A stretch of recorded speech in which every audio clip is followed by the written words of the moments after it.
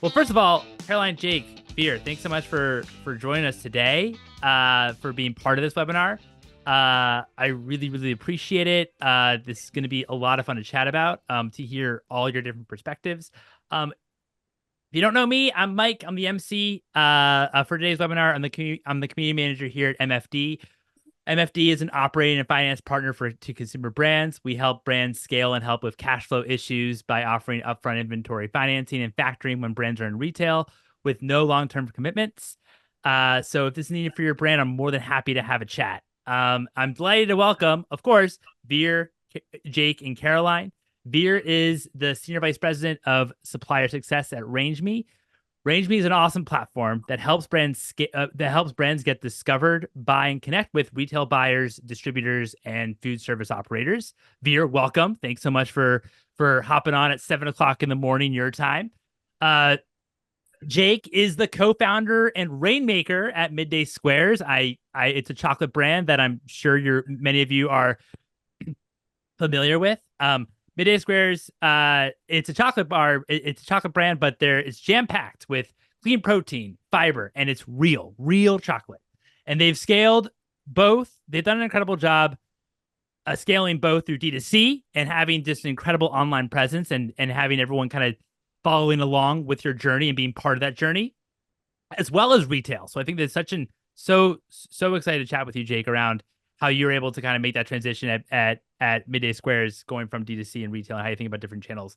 And then, of course, Caroline, who is the founder and CEO of Product and Prosper. Product and Prosper. Excuse me.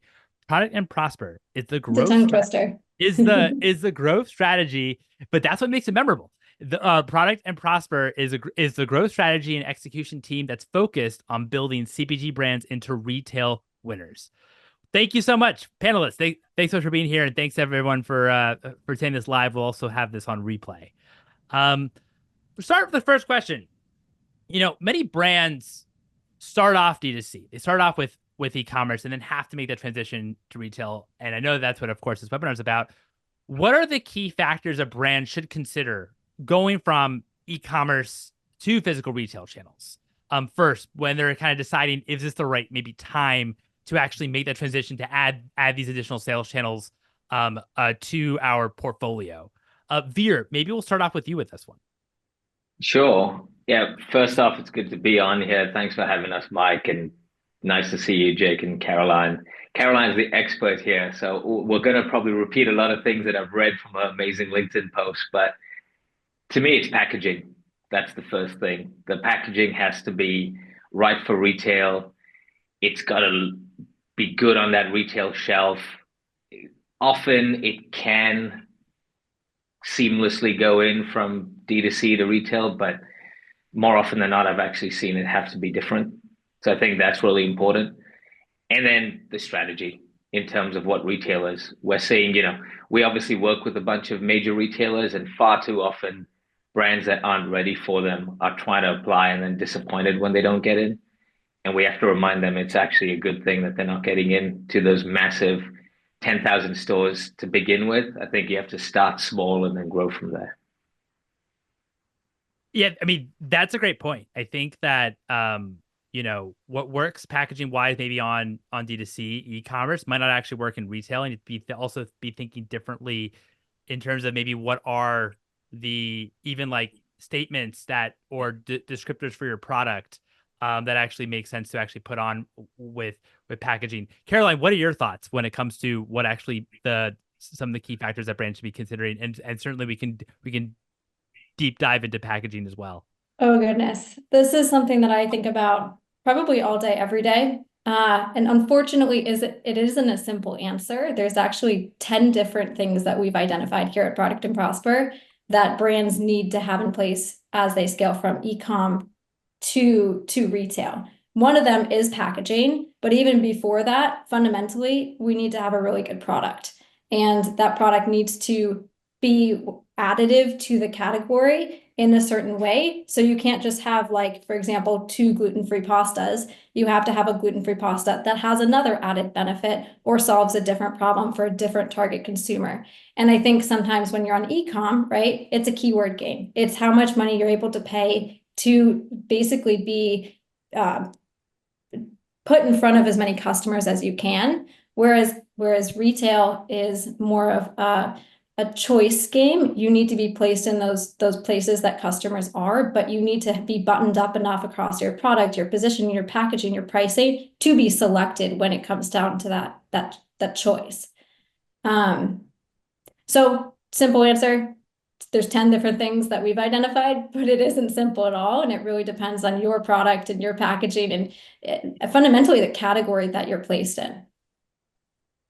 Totally. Jake, how do you think about this when it comes to when you think about Midday Squares and how you all went from, e-commerce and as well as retail? How do you think about, your products and the different sales channels? Yeah, I think I echo both of what they both said are extremely important, brilliant answers. I think for us, we started as a DTC business in 2018, and then we transitioned to retail relatively quickly within the first, 6 months, let's call it, of being in business.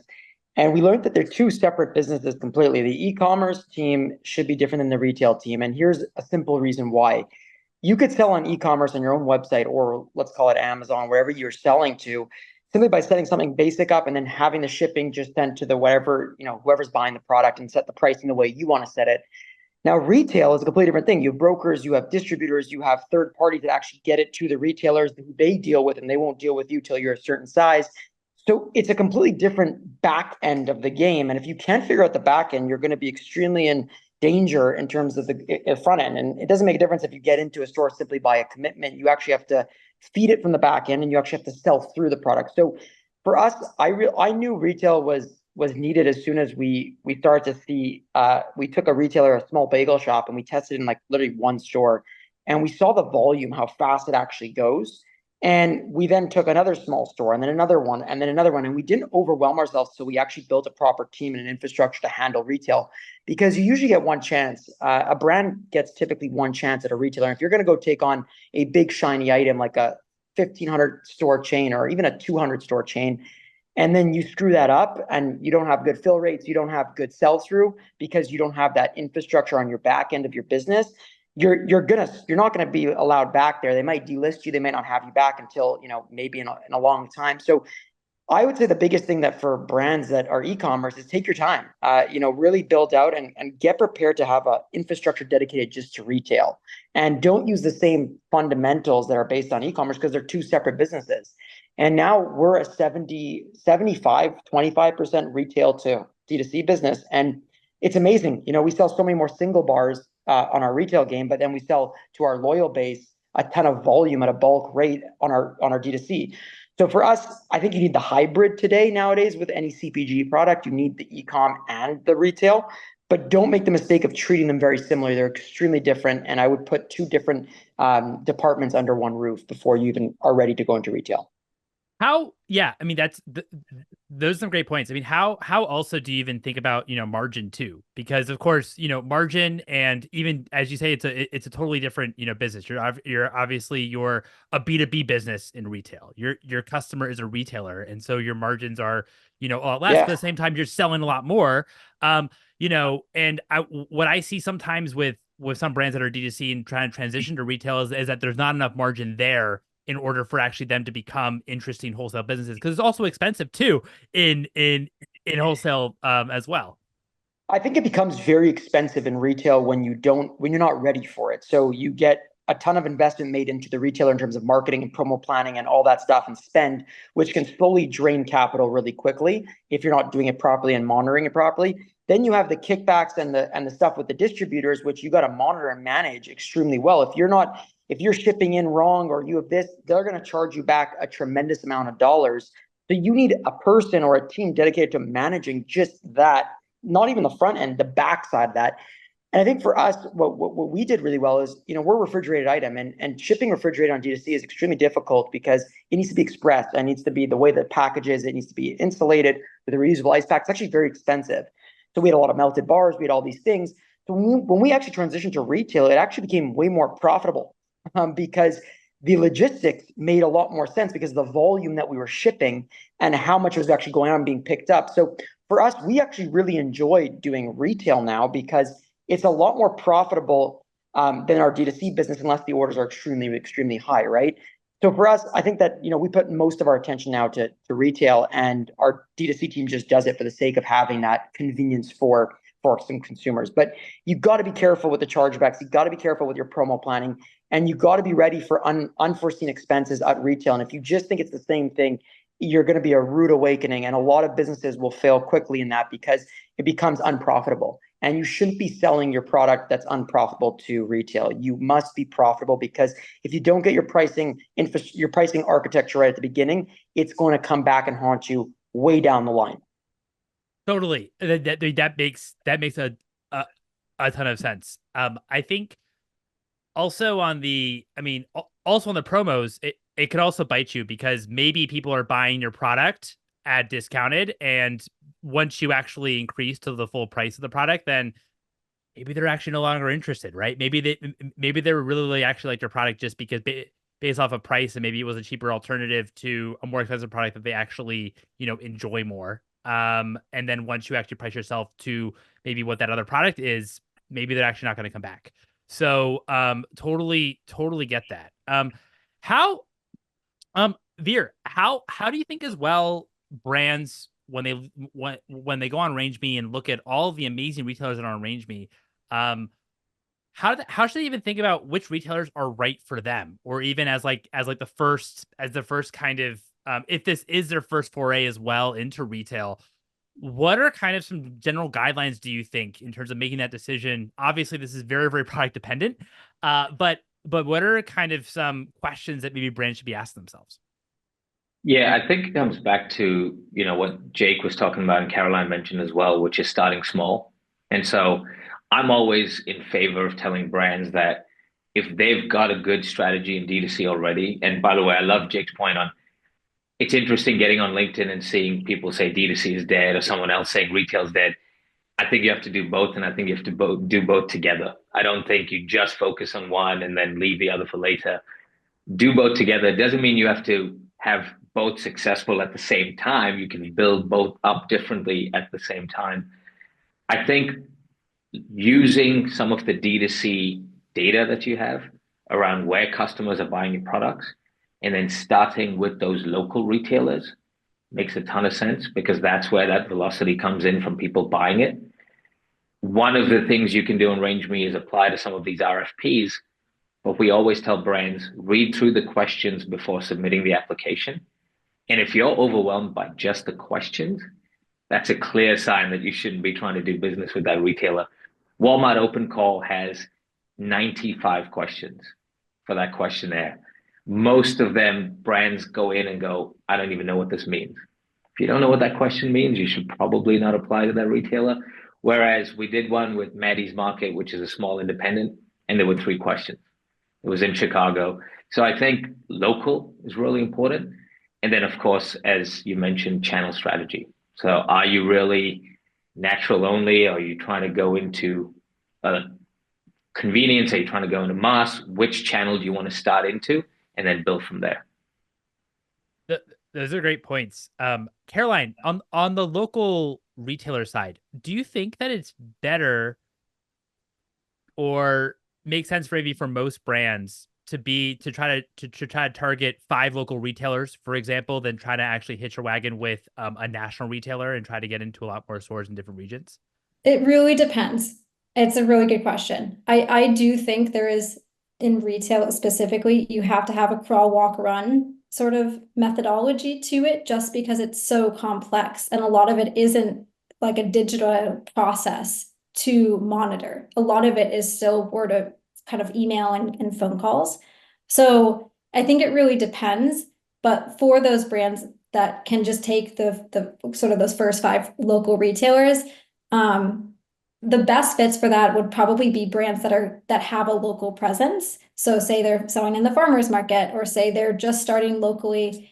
That's a really good fit. for brands that have a pre-existing D2C presence, which is what is actually a better methodology, is not to go door to door, actually, in my opinion, but to put yourself on channels like Faire and see who comes to you, because that's going to show you the natural interest your product is generating within retail buyers. And that's going to show you where you can now spend your time to continue expanding to.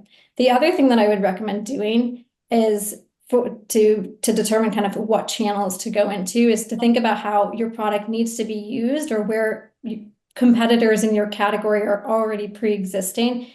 They have built out kind of the supply chain into, because that means there's a buyer who is looking for other products in your category. And that means that there's another opportunity for you to get on that shelf. But again, crawl, walk, run. Don't go to Target right out of the gate. My personal opinion, make sure you know how to master those 5 local, even if you have them coming to you or if you're going to them, and then continue growing from there.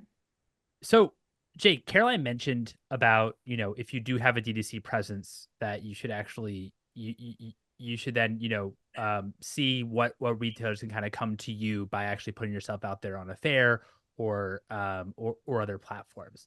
What are ways that you all at Midday Squares were able to kind of leverage all of you built with D2C to actually get into more retailers, from your side? And what was the overall, I guess, strategy from the beginning when it comes to that first time you actually got into retail? Yeah, 100%. So we took a unique approach, which I think all brands should approach this in terms of marketing going forward, to grab attention. And for us, we built out loud. The step one was when we were building the D2C business, we said the way we're going to get sales is if people see us on social media, they're going to want to try the product. We had a sample program at the beginning that was 25 cents a bar, and we'd ship them 1 bar to try. And if they didn't like it, we would refund them, and that actually encouraged people to try it. But we were telling our story as we were doing that. So we were showing the good, the bad, the ugly on Instagram at the time, and people then became closer to us. So when we started to build our following from the storytelling, we started to build our DTC up, get more people to try, more people word to mouth talking. And then we did the local approach, which is we went to the bagel shop. We did really well there. We created a lot of hype via storytelling, which then made this sense of FOMO at the beginning for other local shops that want to hold our product. And they would reach out and be like, hey, we saw how well you did it there. We want to do it, and we're following your story. You guys are inspiring. And then we would do that store, the same thing. We'd hype it up. We'd create a whole, hype storyline, social media push. Then we'd use the data from each retailer and then get into more retailers.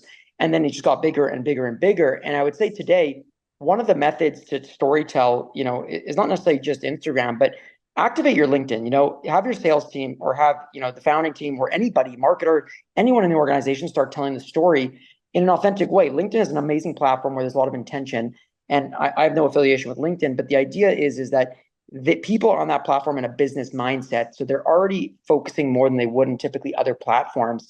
And you have a unique opportunity to share your story to a lot of these people that are either buyers working at these retailers, end consumers, potentially investors, media people, that you actually have access. And I can't tell you how many retailers have come to us because of our content that we've been posting personally on LinkedIn. And I'm talking about the major retailers, not even the small, mom and pops, but we're talking some of the national chains have literally watched us build out loud on LinkedIn and said, I want to chat with you. Can we set up a meeting with your broker, and et cetera?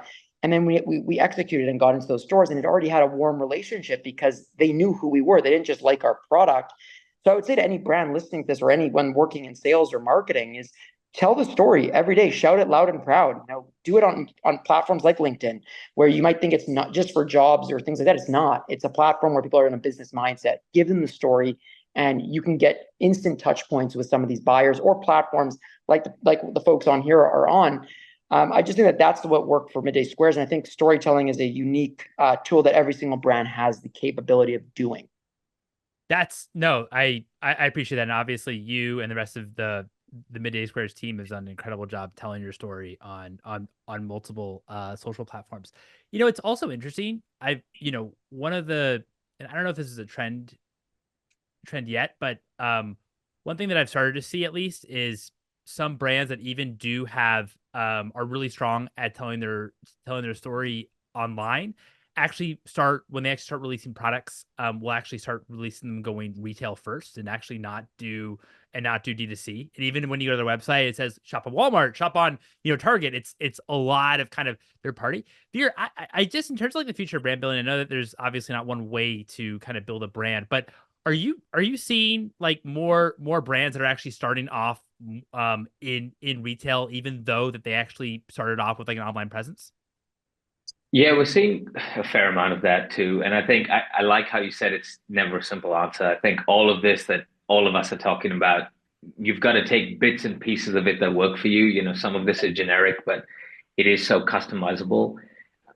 I don't think it's bad to start at retail first either. I think it all depends on the right infrastructure. I really like Jake's point at the start on how it has to be two different teams. It's two different approaches. It's a completely different business, and treating it as a different business. We've seen a lot of successful brands that focus much more on retail and have a very small D2C presence just to keep it going, just to have that omni-channel approach. But again, it comes back to, where are you starting to build out? Do you have the right infrastructure in place?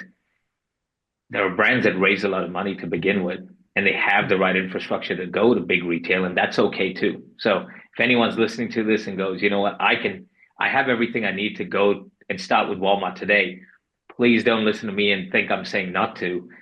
I'm simply saying just have everything ready, because you need 15 things to do business with a major retailer, but you need 2 things to do business with a tiny mom and pop in your neighborhood. So it goes back down to that, the back end approach and having the right structure. I think knowledge of what that right structure is important too. That's why I love those RFPs that we put out on our platform, because educating brands on what the retailer is looking for is really key. And it's interesting, this year, almost every single one of those RFPs, whether it's Walmart Open Call or Sprouts Innovation Summit, one of the first questions they ask is, what is your total revenue and what's your D2C only revenue? So retailers are really interested in knowing where your channel mix is too. Well, Caroline, I mean, that's a great point, Vir, in terms of what, and I love to expand on that in terms of what retailers are actually looking for from a brand when they actually analyze them coming into retail. Caroline, what are retailers kind of looking for in terms of what actually maybe pass the bar, pass the test for them to actually get the first chance in retail from the brand? Yeah. Do they? Yeah. Really, really good question.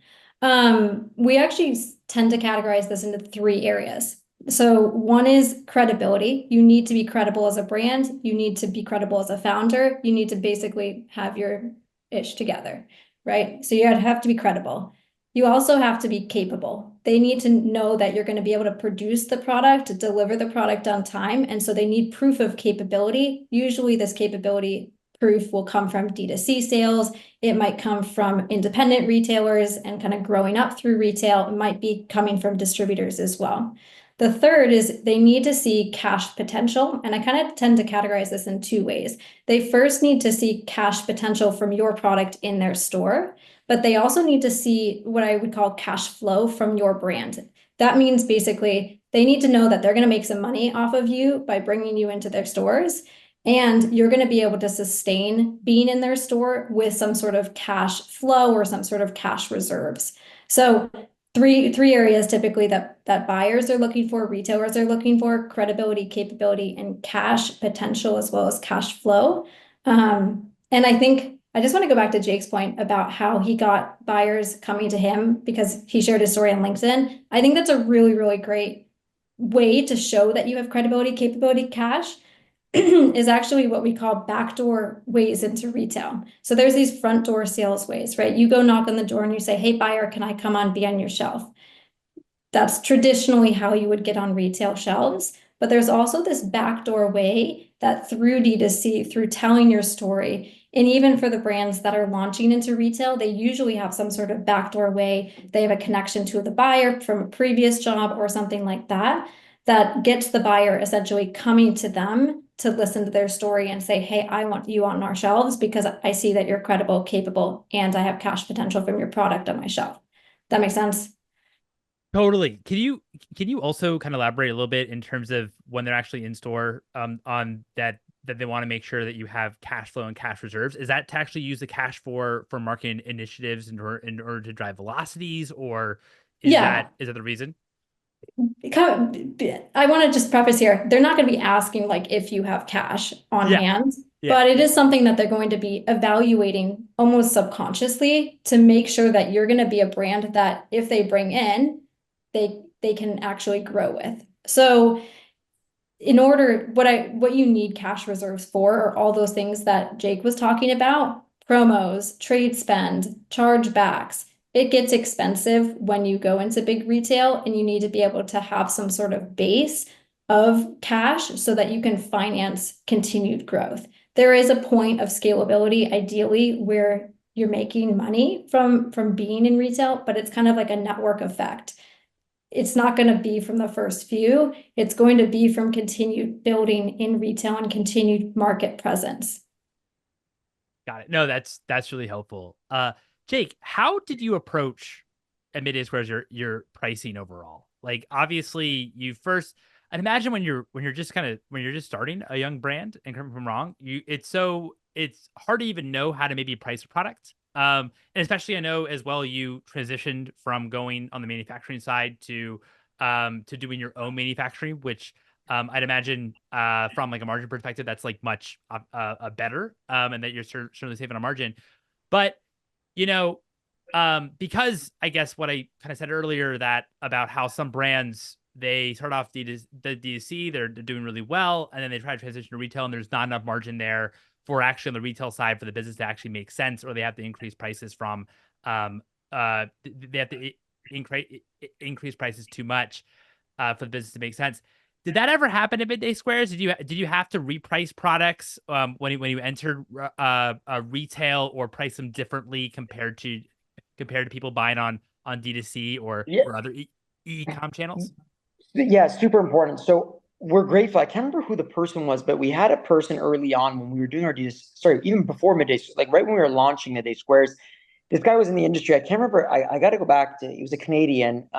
He was a food broker for a long time. I can't remember his name, but anyways, he taught us one of the greatest lessons. And he said, when you price your PRs or your product, make sure to take into account what a distributor would cost and what a broker would cost, and reverse engineer your price before you launch into that, because that way you don't have to go back in time and increase your prices that might not seem, attractive at the time.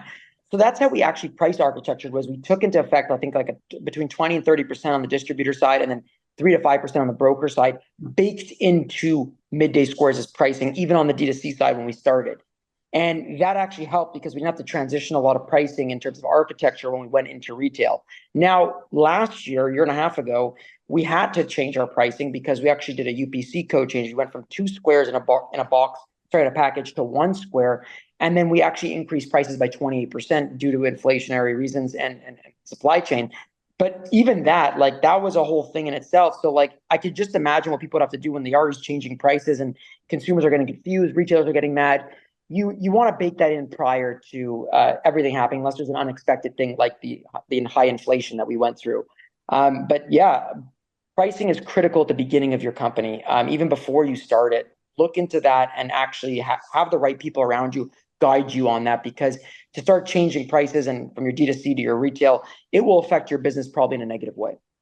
Totally. And I think that also just in CPG too, when even just thinking about retail channels in general, with conventional grocery, for example, and then also natural grocery, and how maybe you start off your business in natural grocery, and it's doing really well, it's selling, you want to transition that business or increase and kind of cross that chasm, which is really hard to do, going from natural to conventional, where it's a different customer profile, a lot more competitive in terms of like customers might be a much more price sensitive, for example. I know I'm speaking very general terms, but to that kind of customer in natural, and so your pricing might not actually work for conventional, or you might have a tougher time.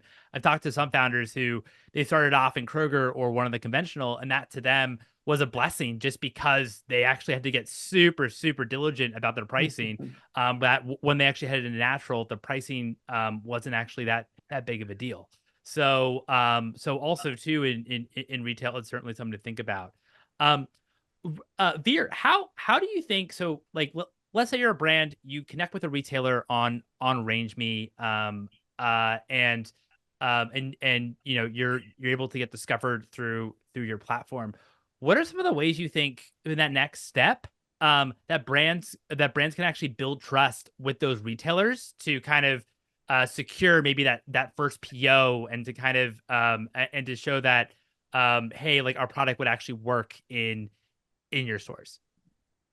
Yeah, I think it goes back to one, the storytelling that Jake was talking about, and two, the credibility piece that Caroline mentioned as well. You almost need to have that before you get discovered. So then when you get discovered, it's just a natural flow on effect. But of course, it'll be a pleasant surprise if somebody reaches out to you and they haven't heard about your brand before, and then you have the opportunity to build trust. Building trust with the buyer is really important, also the retail chain, but the buyer in particular, because there's a lot of movement too with buyers. It's a point of frustration for a lot of brands. You build up a relationship with a buyer and then they move on. But that buyer could go into another retail chain that is your ideal target, and suddenly you've built up a good relationship with them. I think I always try to tell brands, think about it as a consumer, it's very rare that you see the first ad for a brand and you buy it. You typically need repeat viewpoints. You need to see them on social media. You need to see them potentially in a store. You need to see an ad somewhere online. The buyers think the same way. If you can be in 5 different places and the buyers are constantly reminded of that credibility and that storytelling, I think that puts you in really good stead with them. It's just repetition in front of them and re-emphasizing that credibility and that storytelling that both Jake and Caroline were talking about earlier. Yeah, well, I guess no, I really appreciate that, Caroline, and I'm sure that we can do like a 2-hour webinar just about this. But the pitch, in terms of actually getting into retail, what are maybe some like key pointers that you when you help brands and talk to brands in terms of getting into retail? What are maybe some key considerations that they need to think about in order to actually get over the line? Yeah. First and foremost, it's really has nothing to do, in my opinion, with your email that you send to a buyer or with your pitch deck. It starts with your presence and how wrapped up you look on the rest of all of the channels that you're on, Amazon, your website, your social medias. That's the first place buyers are going to go look at your brands if they think what's in your pitch is interesting. So that needs to be like solid and optimized before you send an email to a buyer. After that, I think it really comes down to don't expect a buyer to respond right away. Just like Vera said, they need to see you in many different places. So a lot of the time what we do with brands is we'll send that initial email, we'll send out that initial category submission, but in the back end, what we're doing is we're building these alternative backdoor ways to get the buyer interested. We're going to get the founder to post on LinkedIn, for example. We're going to help get the founder get a podcast placement in the industry, a newsletter placement in the industry. We're going to pitch them to PR and get media placement. Any way that you can kind of build more touch points between your brand visually and a buyer is going to be ideal, because at the end of the day, the pitch is really not going to matter that much as long as the buyer thinks what you're building is super cool and you're capable enough and you have cash potential and you're credible enough to actually like be on their shelves. So I think there's a lot of weight put on the pitch. It is important, but it isn't the most important factor out there. No, that's really helpful. Really kind of understanding all the different channels that you're currently on and optimizing those and making sure that those are sharp. Maybe when it comes to reviews, also pictures, and also just like a really good looking website as well. And product photos, and as well as I'd imagine just what you've also posted, seeing what the engagement rates are on socials, and if people are really like if you can definitely see in public that people are like loving the products too. So making sure that all of that is great. Jake, what strategies have you used in order to drive like online customers into, since you've built such, a big social presence, into physical stores? And well, is that at all like a focus in terms of actually trying to, of course, bring velocities up in retail, or keep velocities as they are? Yeah, well, I think aside from everything that we've said today, I think velocities is probably one of the most important things going forward within a retailer, and the data will guide the retailer typically to either accept more products or innovation of yours or give you more space. Especially us being in a refrigerated space, a lot more limited in terms of space capacity. So velocities have to be a number one or two at least KPI for them. So how do we drive more velocities? We don't try to steal from our online customers, because D2C customers, some of them just like to order online and get it delivered to their home. That's okay. That's cool. They still have a minimum order, which is quite higher than going to a retailer. But what we do now is we actually work with influencers that we find that typically shop at certain retailers. So let's say we're working with, let's say Target. We love Target. They're a great partner of ours.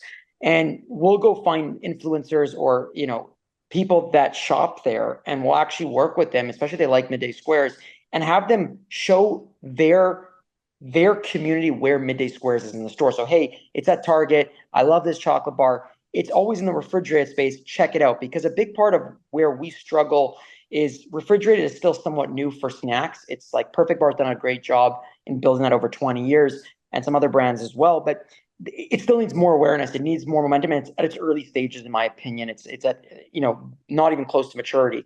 So for us, we work with influencers to drive that. And the second thing is a lot of the ads we are doing online, aside from the influencers, actually are being directed to the store locator page.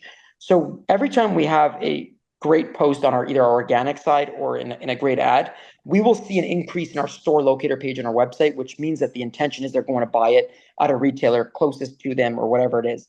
Now, we can improve this store locator. It's not a priority right now, but it definitely needs improvement. We're trying to get necessarily photos exactly of where it is in the store, so it can make it as easy as possible. Because when you go to a Target versus a Whole Foods, it might be in completely different spots of the store.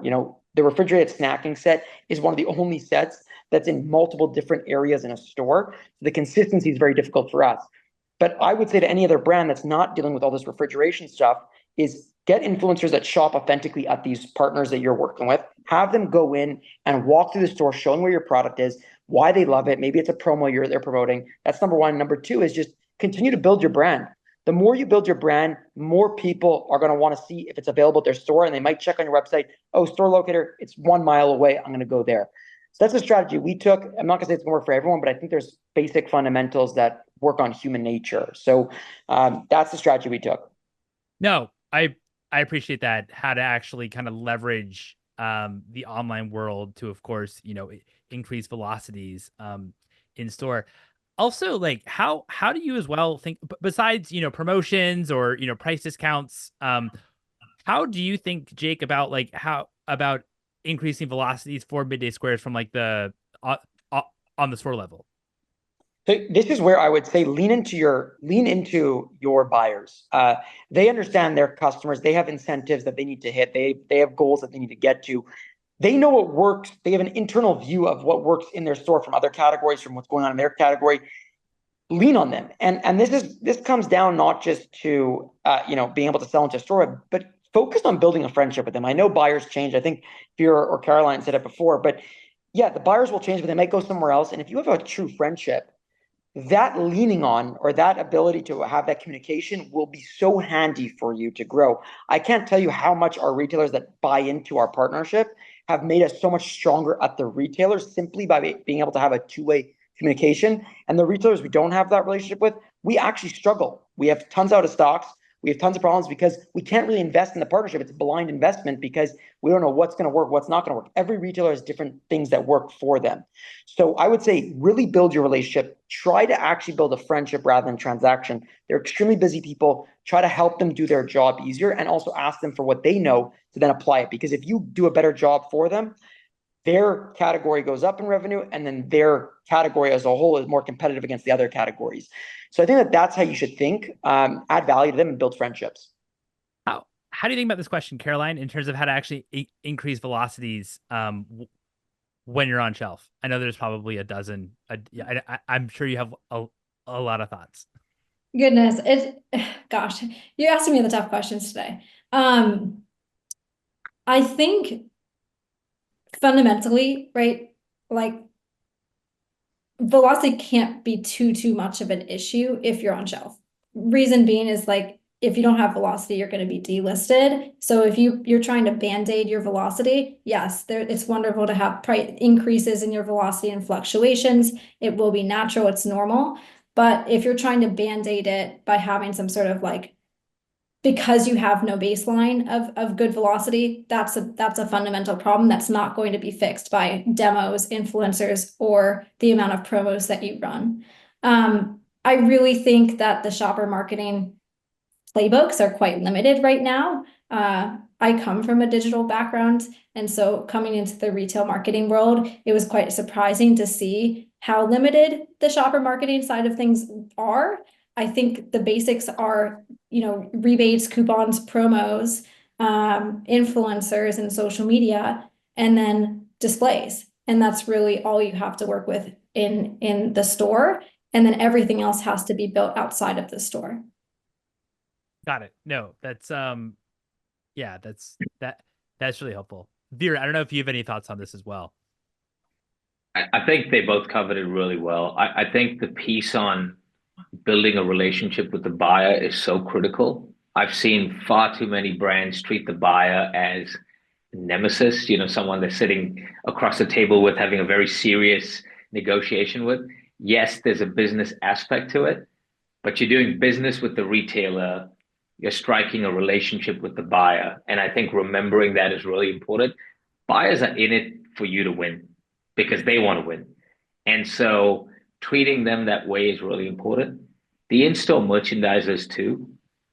It's one, you got to bust out the dance moves. Since we have Jake, we can't not talk about dancing with the buyers at a store. I love those videos, but the in-store merchandisers at a lot of these larger retailers are usually forgotten about by far too many brands. They're the team that if you get their buy-in, the category manager is not walking around the stores when customers are going in saying, hey, yeah, here's where you can get it from. It's the in-store merchandisers. And so when you get them to buy in, they're the ones that are around for people to see all the time. And they're the ones that can actually advocate for your brand really well. And then I really like too the piece of things that you're doing online. If you can drive a lot of that to the store, then the buyers are happy, then the retail chain's happy, and you do a good job with getting off the shelf.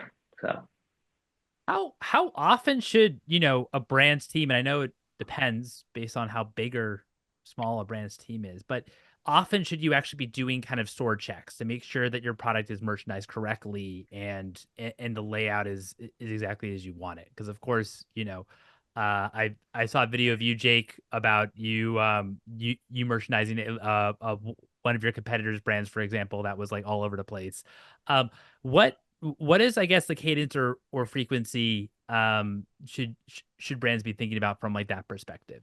Yeah. My answer might be my answer might be unpopular, but I really believe in human-to-human connection, and you can't do it everywhere. When you're selling in tens of thousands of stores, it's almost impossible. There's merchandising companies that can support that, to be honest with you. They're likely not going to do it the way you would give the care and love and 100% of effort. And that's totally fine, by the way, because at the end of the day, mass is mass. But I would say that for at least to us, we built a story. Vir just said about the dancing. That story has been seen by millions of people across North America. So, by just that care and love with that specific retailer and showing up and making sure the retailer's merchandised well, building a friendship with somebody that works on the ground at the store has turned into a huge success for our business outside of that retailer in itself, right? So this guy's become famous. This guy Stewart has become famous from dancing in grocery aisles, and it's authentic and it's fun. But that came from merchandising originally. That idea shifted from merchandising. I think that as a brand, as an owner of a brand, or as a person in sales or in marketing, I think it's critical to occasionally go to different stores to understand what's actually going on the floor. Look around, feel it, get inspiration, see what other brands are doing. There's as much as I love digital and social media, it's amazing. But at the end of the day, there's something to seeing things physically and just getting that creativity and that inspiration from that, whether it's and new end cap that you see that they're doing a cross promo that you would have never known if you didn't go into that store. You can get inspiration for your end cap proposal next time. So I think that you should be very familiar with what's going on in retail. I don't think you should be too distant from it. I don't think you need to be there every day, especially if you're trying to scale your business. At the beginning, it's critical in the early stages to really build those deep relationships with those local, smaller retailers. But over time, the HQ isn't there. They're not there. The ground team is there, and you're not going to be able to go to 10,000, 20,000 stores across multiple countries. It's almost impossible. So I think it's just an extra cherry on the top. But at the beginning, it's necessary. Got it. No, that's really helpful. That's really helpful. I guess it kind of goes back to our conversation about building relationships with retailers and that are, authentic. And also that, obviously if you're selling really well, they're winning too. And vice versa, and not it being like competitive and that, oh, they're going to kick me out and put another brand if I don't kind of. And Mike, just to add one thing about that, I think it's critical. A lot of the store staff on the ground are some of the most powerful people in the world. And what I mean by that is these people are on the ground promoting or yelling or shouting. They're working so hard. And like, if you just watch how much work goes into a grocery store and the store clerks and even the cashiers and what they do, it's inspiring. It's crazy. So if you just give a little bit of love and a little bit of care, it actually goes a tremendous way. And I think that's what I think that as a brand, especially in the early stages, you can get little extra, end cap, secondary placements, which can actually create a case study for you to use for the HQ to say, hey, look what we did. Here's what we tried. And the store team has access a lot of the time to certain little extra areas in the store. Find those, build those relationships, build that friendship, and they will want to do that with you. And I think that that's something that people forget is like, oh, I'm not going to waste time. It's actually the opposite of wasting time. They can do a lot, and that case study can go a long way for your growth at HQ or further in other retailers. I appreciate that. I think that's really well said. Really well said. How also do you think about differentiation from D2C in terms of products versus in retail? Like, I remember chatting with Paul Vogue at Ouroboros, and he said that like how he thinks about retail is more of like a breeding ground for like testing products, for example. And then if the product kind of hits and it does well, then it's something you can kind of take to a retailer and say, hey, let's do like an exclusive here, or actually drive that into retail and see how it performs. Is that something that that you all also like think about it at Media Squares, or even just how do you think about like differentiation or testing new products? So because we own our manufacturing, it allows us to play with innovation really quickly. Mm-hmm. That being said, it still needs to be tested on the line. It needs to be able to be, shelf life stable. It takes time.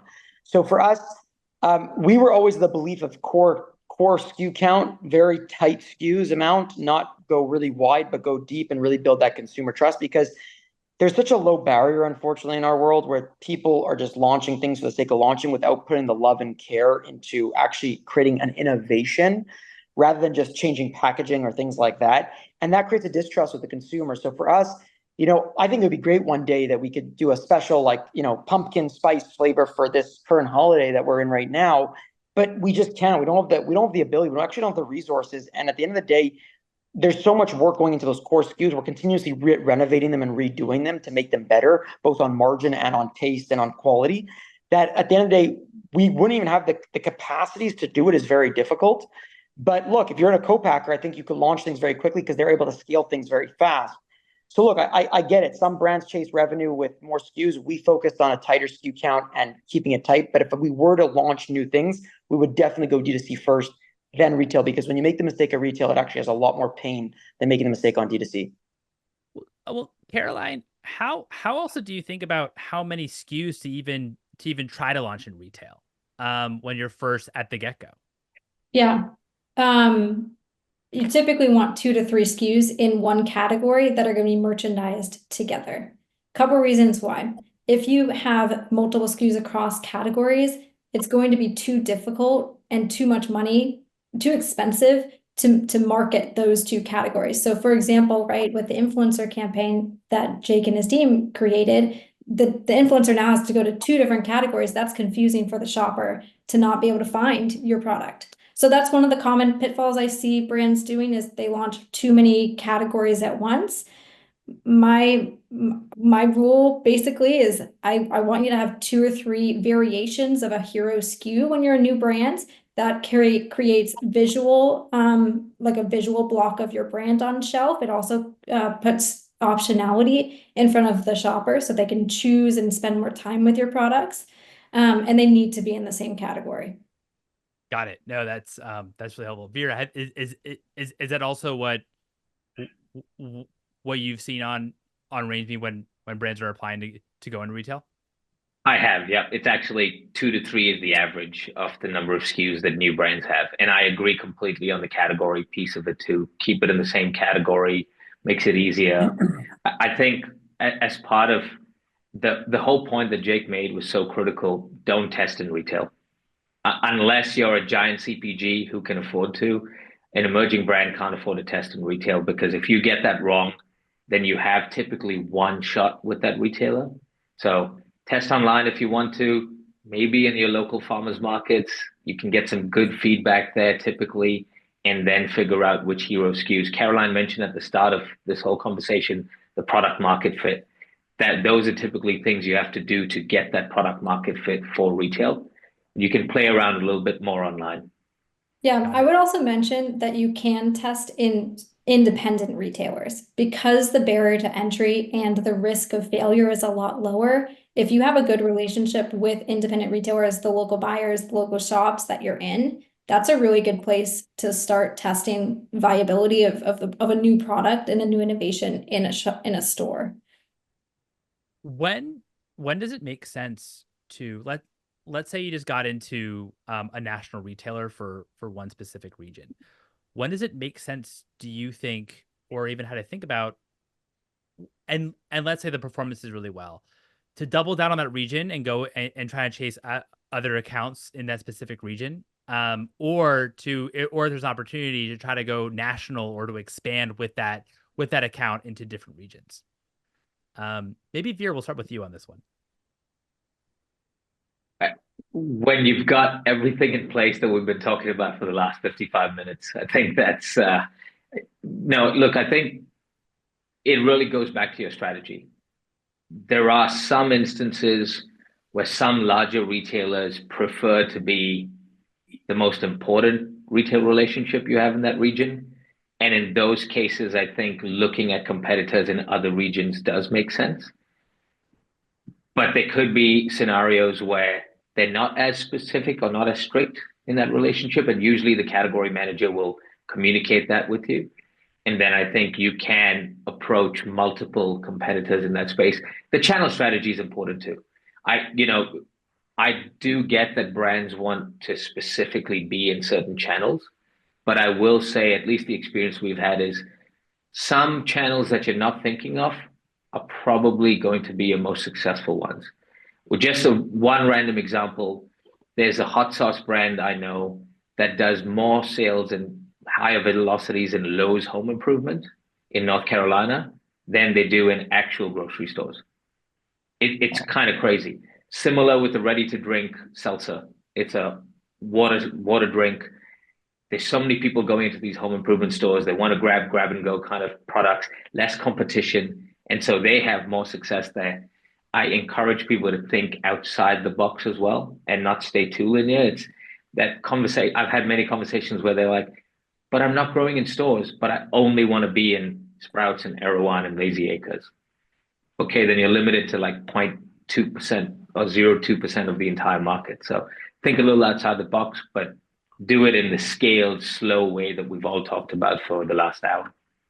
Yeah, I really appreciate those case studies. Jake, with Midday Squares, was it when you first did retail, was it really focusing on a region and trying to own that region and trying to get into a lot of accounts in that Pacific region?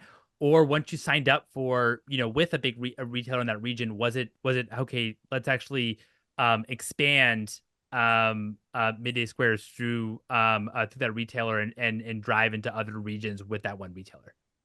Yeah, so we did the Facebook strategy at first, which was basically your college to college to college, basically city to city, city. So we would build Montreal because that's where we're from first, and went to Toronto when we were ready. Then we went to Vancouver, and then we crossed the US and we focused on LA.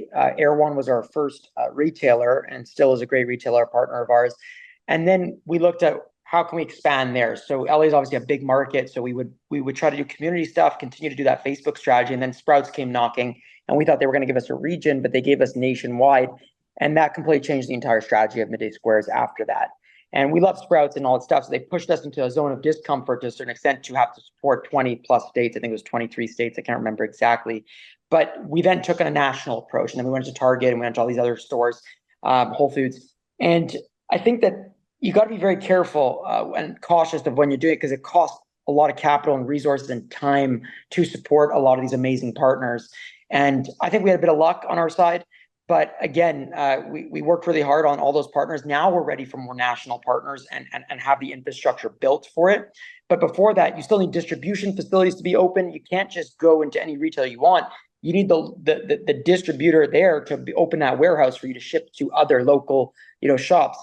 So everything takes time, but sometimes you need that Sprouts or that larger thing to open up more of those warehouses, which help. But originally it was small city, win the city, go to the next one, win again, region by region. Now we have a national approach at this current scale. Thank you. No, that's great. That's great.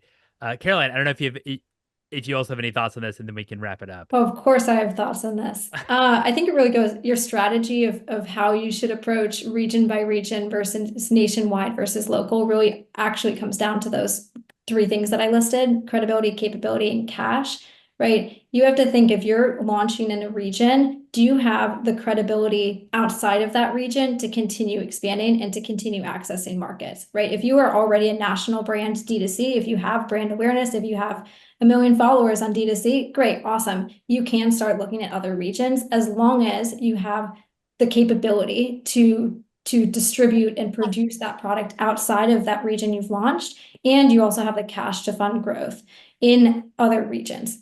Launching a region is quite expensive, and I actually think the strategy that Jake and the Midday Squares team took is really smart. They grew incrementally into regions and kind of won those regions until a national buyer came to them. That's really key. Is I think a lot of the time we go to buyers when we're not ready, as brands go to buyers when they're not ready, when we really need to be growing small, start crawling, walking, running, and waiting until a buyer comes to you. When a buyer comes to you, that means that you are at a market presence standpoint where you can support now a national or more regional launch with a national retailer. Perfect. No, thank you for that. No, that was really helpful. Caroline, Vir, and Jake, thank you all so much for your time. Everyone that stuck around with us, thank you for sticking around with us, and hope you have a great rest of your day.